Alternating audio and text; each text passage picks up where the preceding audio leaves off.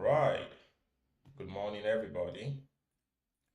Welcome to the London session today.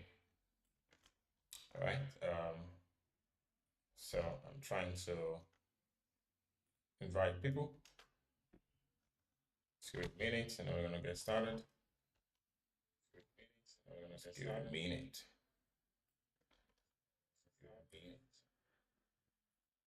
Just give it a minute. Okay.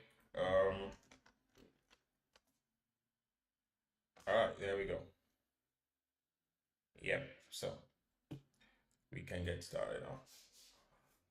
Righty. So what do we have this morning? This is the London session, and today is day 2 of our challenge, the $5,000 problem challenge. We've not really gotten a trade yet, and so we didn't enter any trade yesterday because the price action wasn't really, going well in that direction. So, and thank God we didn't actually force the trade because this morning now, it seems like the opportunity is already setting up for us. So, and that's a very good one. All right, so let's run through the analysis pretty quickly this morning. So what are we seeing on NASDAQ right now? Let me take this back off. And so the first thing I'd like to do, let's see it on 4-hour. So on 4-hour, okay, on 4-hour, honestly, NASDAQ is doing classic, price movement. Yeah. So notice what has happened on 4-hour. We have a swing high over here, and then we have a swing low over here, which is inside a demand zone. Price respected it, tap into this resistance level here, right? And then did what? Pull back into the let's call it the demand, a new potential new demand level over here. And then they are reacting to this level. Now it seems like this level is trying to hold, right? And with this type of W pattern, what needs to happen now is that either this will take out like this, pull back, and then do this. That's number one. Or so if this should happen, especially between now and New York session, that's definitely going to be the trade that we're going to be taking because NASDAQ could potentially just be looking to make the next leg up. So we're looking for the next leg of NASDAQ right now. After it had made this move, pull back to almost a 50% of the range, pull back again.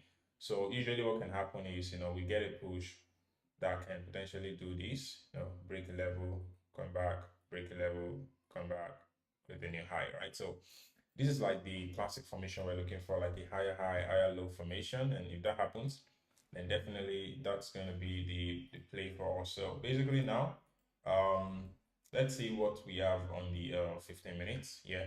So 4-hour is still bullish. So definitely we're going to be looking for buys today. Yesterday there was a holiday, the US bank holiday, so most likely it affected why NASDAQ didn't really go anywhere yesterday. So on 15 minutes, in order for us to get the idea, I like to turn on the session break. Then we'll mark out area of interest. So let's mark out the previous day high. Previous day high is like the highest points price reached yesterday. And for NASDAQ, this is the previous day high level. So I'm gonna take that out. And then I'm also going to identify my previous day low. The previous day low is there. So the good thing right now, which is really very good, is NASDAQ already took the previous day low. This is the previous day low right here. But if you notice something, NASDAQ is already trading below the previous day low right here, right? And then they are respecting it back. So most likely we're going to be getting a buy today. It's just like, an idea. Something I've been looking out for in the past. Like whenever NASDAQ or London session trades below the previous day low, which is inside the demand zone, came back into the range of the previous day, then very likely we're going to be taking, trade in that direction for that day. So what I'm going to do right now is let's turn on the Asian range as well to see the areas of liquidity. Yeah. So okay, so we're having more confidence right now. We have previous day low and Asian low that NASDAQ could potentially tap back into, then tap again deeper into the demand level, and then potentially give a buy or not. So what's going to happen now is that this is the Asian range. So price is still inside the Asian range. We need to see a breakout. Either we're going to see a breakout to the downside, or we're just gonna see a breakout to the upside. One of them actually has to happen, right? So if NASDAQ should break out to the upside, perfect. If they should break out to the downside. Ideally, if NASDAQ is gonna buy, we will prefer it to break out to the downside, yeah, and then come back into the range, and then so that we can find opportunity for buying.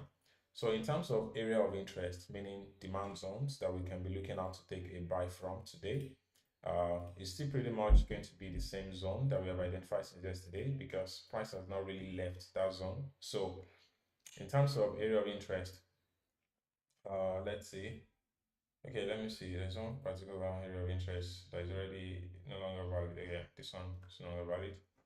Then this one, take this out. Okay. So in terms of area of interest, where I'm potentially thinking of taking a trade from for today, I think it's still basically, let me see one. Yeah, it's still this extreme level right here. Okay, this extreme level right here, this area.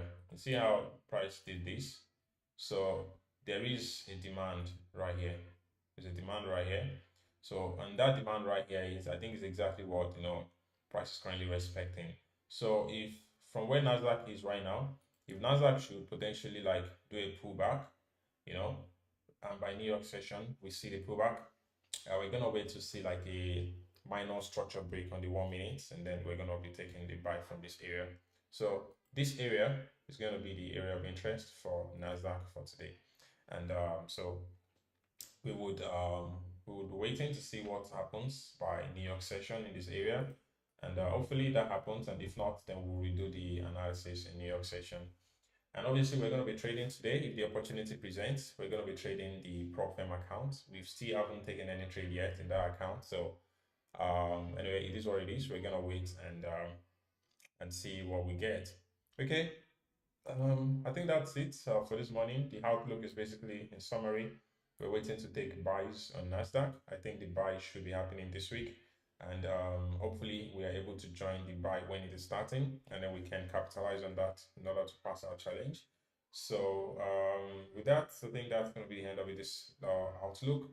I only look at NASDAQ in London session because I told myself that I would like to trade NASDAQ only in New York session. And in order for me to do that, I need to, it also helps me to have, to improve my hedge, because I'm only trading in one session. I look at it in London session, what it might do, but I would only trade it in the New York session, and it's actually very helpful to me.